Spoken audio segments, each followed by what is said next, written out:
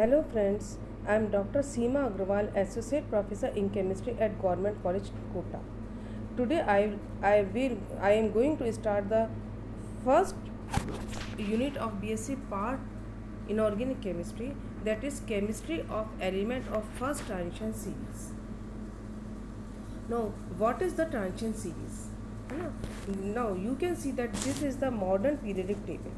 ठीक है, in this table extreme left में जो एलिमेंट है वो आपके कहलाते हैं एस ब्लॉक के एलिमेंट, एक्सट्रीम राइट में जो एलिमेंट्स हैं वो आपके कहलाते हैं पी ब्लॉक के एलिमेंट। एस ब्लॉक के एलिमेंट्स जिसमें कि एस ऑर्बिटल में इलेक्ट्रॉन्स लगातार भरते हैं, पी ब्लॉक एलिमेंट्स जिसमें कि पी ऑर्बिटल्स में इलेक्ट्रॉन लगातार भरते हैं। इन दोनों के बीच में जो एलिमेंट्स होते हैं वो आपके कहलाते हैं डी ब्लॉक एलिमेंट्स, है ना। तो डी ब्लॉक एलिमेंट्स क्या होते हैं, ये इसके देखने के लिए, इसको समझने के वापस से यदि हम पीरियोडिक टेबल पे आए तो पीरियोडिक टेबल में जो एक्सट्रीम लेफ्ट के जो एलिमेंट हैं वो है आपके S block element. S block elements जिसमें कि एस ऑर्बिटल्स में इलेक्ट्रॉन लगातार भरते हैं। फ्रेंड्स, ये हम जानते हैं कि किसी भी एटम में जो इलेक्ट्रॉन्स होते हैं सबसे पहले वो लोएस्ट एनर्जी के ऑर्बिटल में जाते हैं और उसके बाद उससे हायर एनर्जी के ऑर्बिटल में जाते हैं। ठीक है, तो यहाँ पे एटम्स में जैसे कि आप सबको पता है अपने पास कितने ऑर्बिटल्स होते हैं, S P D and F orbital, जो कि कॉमनली होते हैं।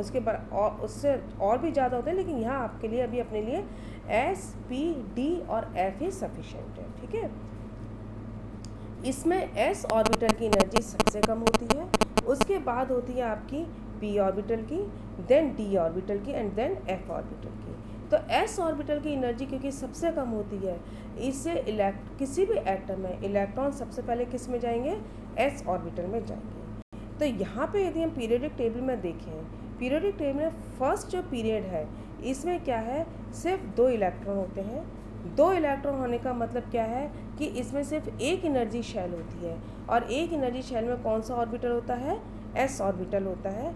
एस ऑर्बिटल की मैक्सिमम कैपेसिटी कितनी होती है, 2 इलेक्ट्रॉन्स की होती है। इससे एक इलेक्ट्रॉन यदि 1s1 में आता है तो दूसरा इलेक्ट्रॉन एस ऑर्बिटल में 1s2 में आ जाता है, यानी एस ऑर्बिटल यहाँ पे पूरा भर जाता है, हीलियम तक आते आते। सेकेंड पीरियड में क्योंकि 2 एनर्जी शेल होती हैं, 2 ऑर्बिटल होते हैं, एस ऑर्बिटल और पी ऑर्बिटल। ठीक है, तो इसमें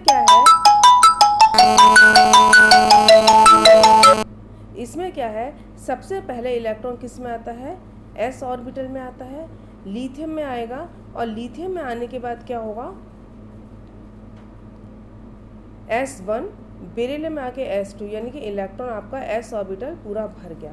उसके बाद क्या होगा, एटॉमिक नंबर 5 में बोरोन में इलेक्ट्रॉन किस में जाएगा, क्योंकि एस ऑर्बिटल आपका पूरा भर चुका है तो किस में आएगा, पी ऑर्बिटल में आएगा। और पी ऑर्बिटल में आने के बाद पी ऑर्बिटल की कैपेसिटी कितने की होती है, 6 इलेक्ट्रॉन्स की होती है। एक बार यदि इलेक्ट्रॉन पी ऑर्बिटल में भरना शुरू हो जाता है तो उसके बाद वो जब तक भरता है जब तक इलेक्ट्रॉन पी ऑर्बिटल में पूरा भर नहीं जाते हैं। और नियोन तक आते आते एटॉमिक नंबर 10 तक आते आते क्या होता है कि इनका इलेक्ट्रॉन पी ऑर्बिटल पूरा भर जाता है।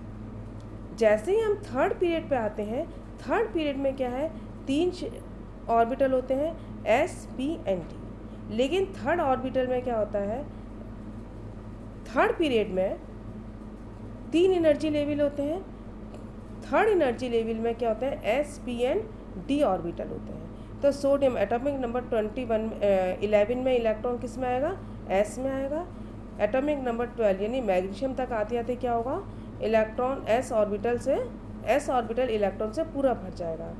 एटॉमिक नंबर 13 पे जब हम आएंगे तब क्या होगा कि यहाँ पे थर्ड एनर्जी शेल में क्योंकि 3d ऑर्बिटल भी होता है, लेकिन 3d ऑर्बिटल की एनर्जी 3p ऑर्बिटल से ज़्यादा होती है, या आप कह सकते हो कि 3p की एनर्जी 3d से कम होती है। इसे इलेक्ट्रॉन किस में प्रेफरेंस देंगे भरने के लिए, p ऑर्बिटल में आएंगे। तो एटॉमिक नंबर 13 में एल्यूमिनियम में इलेक्ट्रॉन क्या होंगे, 3p में आना शुरू होंगे, और ऑर्गन तक आते आते क्या होगा, p ऑर्बिटल पूरा भर जाएगा।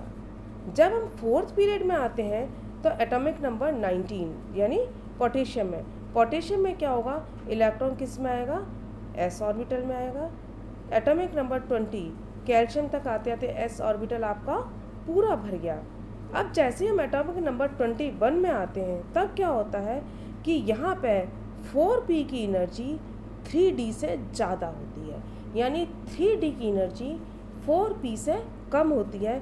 इससे इलेक्ट्रॉन किस में आएंगे, अब d ऑर्बिटल में भरना शुरू होते हैं। ठीक है, तो 4s के बाद किस में आएंगे, 3d में आएंगे, 4p में नहीं जाएंगे।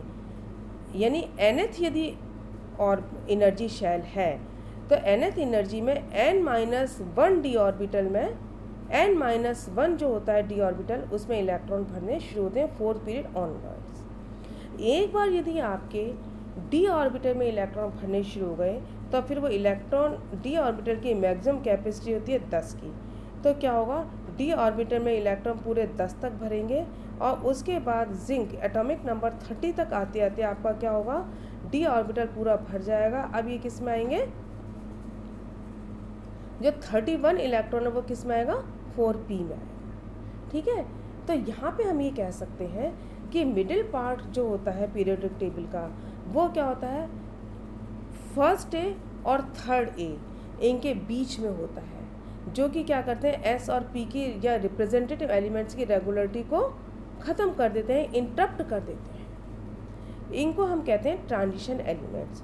क्यों कहते हैं, क्योंकि इसमें ये जो होते हैं आपके एक्सट्रीम लेफ्ट वाले यानी एस ब्लॉक के जो एलिमेंट होते हैं वो कैसे होते हैं, आपके इलेक्ट्रोपॉजिटिव होते हैं, मेटेलिक इन नेचर होते हैं और इलेक्ट्रोपॉजिटिव होते हैं, यानी इनकी इलेक्ट्रॉन देने की टेंडेंसी होती है।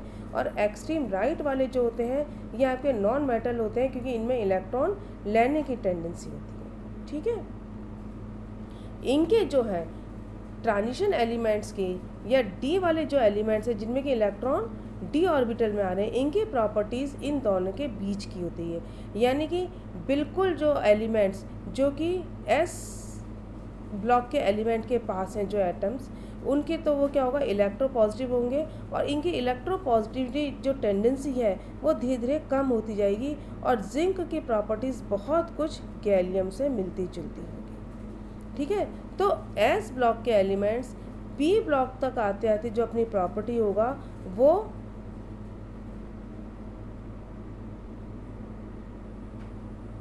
ये कह सकते हैं कि अपनी जो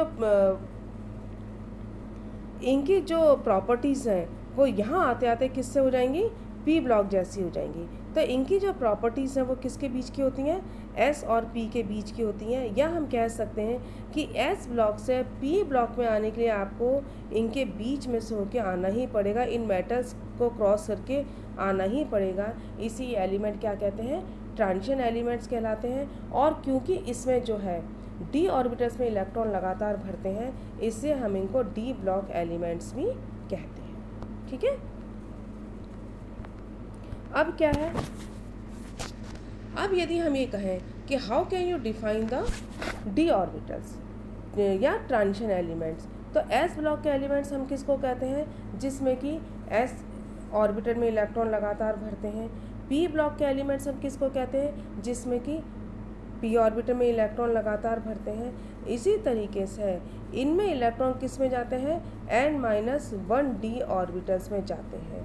यानी ऐसे एटम्स या ऐसे एलिमेंट्स जिनमें इलेक्ट्रॉन डी ऑर्बिटल्स में भरते हैं या जिसमें इनकम्प्लीट डी ऑर्बिटल्स होते हैं या जिसमें इलेक्ट्रॉन लगातार डी ऑर्बिटल्स में भरते हैं, तो उसको हम क्या कहते हैं, ट्रांजिशन एलिमेंट्स कहते हैं। ठीक है, अब यदि हम इनकी बात करें तो इसमें क्या होता है कि यदि हम वापस से इस पीरियोडिक टेबल पे आए तो यहाँ हम देखते हैं कि scandium D1, D2, D3, D4, D5 copper तक आते आते D9 कन्फिग्रेशन हो जाता है। यहाँ पे फिर आप एक चीज़ देखिए कि ये आप ऑफो प्रिंसिपल के according empty orbitals, half filled orbitals और कम्प्लीटली फिल्ड ऑर्बिटल्स ये क्या होते हैं, ये बहुत ज़्यादा स्टेबल होती है। इसलिए एटम्स की टेंडेंसी क्या होगी या किसी भी ऑर्बिटल की टेंडेंसी क्या होगी, अपने आप को एम्प्टी, हाफ फिल्ड या हाफ फिल्ड ऑर्बिटल्स में कन्वर्ट करने की। कॉपर में आते आते D9 कन्फिग्रेशन हो जाता है। यानी 9 इलेक्ट्रॉन्स डी के अंदर आ जाते हैं। अब डी ऑर्बिटल्स को पूरा भरने के लिए सिर्फ 1 इलेक्ट्रॉन की आवश्यकता है। तो यहाँ पे क्या करेंगे, स्टेबिलिटी के कारण s का 1 इलेक्ट्रॉन 4s का 1 इलेक्ट्रॉन किस में आ जाएगा, 3d में जंप कर जाएगा। जब 3d में आ जाएगा, या ये आप कह सकते हैं 3d और 4s की एनर्जी में इतना कम डिफरेंस होता है कि 4s से इलेक्ट्रॉन किस में आ जाएगा, 3d में आ जाएगा। तो कॉपर का, या फिर आप कह सकते हैं कि जितने भी फर्स्ट बी के जो आपके एलिमेंट्स हैं, इनका कन्फिग्रेशन कितना हो जाएगा, D10 हो जाएगा। जब D10 हो जाएगा तो फिर आप क्या कहेंगे कि ट्रांजिशन एलिमेंट्स में क्या होना चाहिए, d ऑर्बिटल्स खाली होने चाहिए, पूरे भरे नहीं होने चाहिए। तो आपका फर्स्ट बी और सेकंड बी, ये दोनों की दोनों जो सीरीज़ हैं, इनके जो या ग्रुप है, इनके जो एलिमेंट्स हैं, इनको आप ट्रांजिशन एलिमेंट्स में नहीं रख सकते। यदि अपन इस डेफिनेशन को माने तो अपने बहुत सारे एलिमेंट्स जो हैं या बहुत सारे एटम्स जो हैं इस ट्रांजिशन एलिमेंट में से बाहर होते हैं। फिर इस डेफिनेशन को फिर रिफाइन क्या किया गया, कैसे किया गया कि कॉपर में क्या होता है, 3d9 and 4s2 कन्फिग्रेशन होता है। ठीक है, जब 3d9 और 4s2 कन्फिग्रेशन होता है तो फिर क्या होगा कि इसमें जो कॉमन ऑक्सीडेशन स्टेट होती है, कॉमन ऑक्सीडेशन स्टेट में इसकी +2 होती है कॉपर की। तो कॉमन ऑक्सीडेशन स्टेट में इसमें 1 इलेक्ट्रॉन किसका निकला, s का निकला, और 1 इलेक्ट्रॉन d का निकला। या आप कह सकते हैं कि 2 इलेक्ट्रॉन s के निकल जाते हैं। 2 इलेक्ट्रॉन s के निकलने के बाद इसमें क्या होगा, D9 कन्फिग्रेशन हो जाएगा। ठीक है, जब D9 कन्फिग्रेशन हो जाएगा तो फिर क्या होगा, ये आपका, आप कह सकते हो कि इसमें जो d ऑर्बिटल है वो पार्शियल फील्ड है या इस खाली है, इसलिए इसको अपन क्या कह सकते हैं, ट्रांजिशन एलिमेंट्स मान सकते हैं। लेकिन यदि अपन इसमें आए, सेकंड बी में आए, तो सेकंड बी में क्या होता है, यानी जिंक, कैडमियम और मरकरी। जिंक, कैडमियम और मरकरी में d ऑर्बिटल्स पूरे भर जाते हैं। अब इनकी जो कॉमन ऑक्सीडेशन स्टेट होती है +2, उसमें भी क्या होता है, उसमें भी ये D10 कन्फिग्रेशन होता है, और जो इसकी एटॉमिक स्टेट होती है उसमें भी क्या है, D10 कन्फिग्रेशन है। इससे आप क्या कह सकते हैं कि कुछ भी कर लो, लेकिन आपके सेकंड बी के एलिमेंट आपके ट्रांजिशन एलिमेंट्स नहीं आएंगे। हाँ, आप उनको डी ब्लॉक एलिमेंट कह सकते हो, क्योंकि इसमें डी ऑर्बिटल में इलेक्ट्रॉन आता है। इनको पढ़ते भी अपन डी ब्लॉक के साथ है, क्योंकि इनके साथ ही ये आता है, लेकिन इनको अपन ट्रांजिशन एलिमेंट्स नहीं मान सकते। ठीक है, तो अब हम ये कह सकते हैं कि ओवरऑल हमारे पास कितनी है, 4 सीरीज़ हैं अपने पास ट्रांजिशन एलिमेंट्स की। ठीक है, ट्रांजिशन एलिमेंट्स की हमारे पास 4 सीरीज़ होती है। फर्स्ट सीरीज़ आपकी कहाँ से शुरू होती है, स्कैंडियम से शुरू होती है, और कहाँ तक आती है, ये कॉपर तक आती है। ठीक है, एटॉमिक नंबर 21 से शुरू होकर 29 तक रहती है। सेकेंड सीरीज़ आपकी इट्रियम से शुरू होकर कहाँ तक रहती है, एटॉमिक नंबर 47 यानी सिल्वर तक रहती है। थर्ड सीरीज़ आपकी एटॉमिक नंबर 57 से शुरू होती है, लेकिन 57 के बाद जो इसका सेकेंड एलिमेंट है वो किस में आता है, एटॉमिक नंबर 72 यानी हैफिनियम आता है। क्योंकि एटॉमिक नंबर 57 के बाद 4f की जो एनर्जी है 5d से कम हो जाती है। इसे इलेक्ट्रॉन कहाँ से करते हैं, सीरियम से लेके ल्यूटेशियम तक किस में जाते हैं, 4f में जाते हैं। इसे जो आपका नेक्स्ट जो d ऑर्बिटल है वो किस में आएगा, एटॉमिक नंबर 72 हैफिनियम पे आएगा। लैंथेनम एटॉमिक नंबर 57 से लेके 72 के बीच के जो 14 एलिमेंट होते हैं, यानी 58 से लेके 71, सीरियम से लेके ल्यूटेशियम तक जो होते हैं वो आपके कहलाते हैं लैंथेनाइट। F ब्लॉक एलिमेंट होते हैं, इनको अपन बाद में पढ़ेंगे आगे। तो थर्ड ट्रांजिशन सीरीज आपकी शुरू होती है लैंथेनम से लेके गोल्ड पे ख़त्म होती है। फोर्थ ट्रांजिशन सीरीज आपकी क्या है, अभी इनकम्प्लीट है। ये भी आपकी एक्टिनियम एटॉमिक नंबर 89 से शुरू होती है, एटॉमिक नंबर 90 यानी थोरियम से फिर क्या होगा 5F की एनर्जी 6D से कम हो जाएगी। इससे आपके पास दूसरी F सीरीज़ मिलती है F ब्लॉक एलिमेंट्स की, जिसको अपन एक्टिनाइड्स कहते हैं, और ये वाली सीरीज़ अभी आपकी इनकम्प्लीट है। तो ओवरऑल आपके पास कितने हैं, 4 आपके पास ट्रांजिशन सीरीज़ है। ठीक है, अब हम क्या कहेंगे, इनकी कैरेक्टरिस्टिक प्रॉपर्टीज़ क्या क्या है।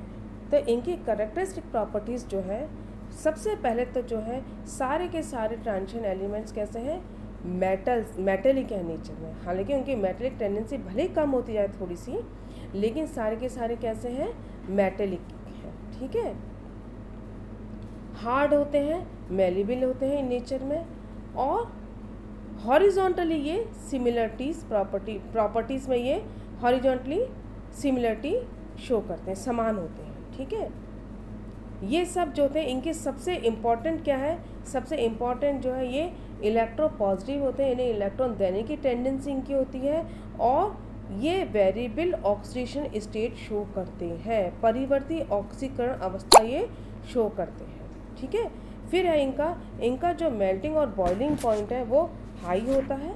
ठीक है, ये कैटलिस्ट की तरह भी बिहेव कर सकते हैं। ठीक है, और उसके बाद एक और इनकी बहुत इम्पॉर्टेंट प्रॉपर्टी है कि ये कलर्ड होते हैं, रंगीन होते हैं, और नेचर में ये पैरामैग्नेट होते हैं। ठीक है, ठीक है, और फिर इनकी ये है कि ये दूसरे जो लिगेंड्स हैं उनके साथ ये कॉम्प्लेक्सेस या जटिल कंपाउंड बना सकते हैं, और ये इतने इम्पॉर्टेंट कंपाउंड्स हैं कि इनकी अपन एक अलग से केमिस्ट्री है आज की तारीख में, जिसको अपन कॉम्प्लेक्स केमिस्ट्री कहते हैं। ठीक है, और बहुत सारे ये इंटरस्टिशियल कंपाउंड्स बनाते हैं। इनकी जितनी भी कैरेक्टरिस्टिक प्रॉपर्टीज़ हैं वो अपन 1 बाय 1 आगे चल के पढ़ेंगे। आज के लिए इतना। नेक्स्ट चैप्टर में अपन इनके इलेक्ट्रॉनिक कन्फिग्रेशन और इनका जो प्रॉपर्टीज़ है वो अपन 1 बाय 1 डिस्कस करेंगे। ओके, ठीक है, तो आज के लेक्चर में इतना। Thank you.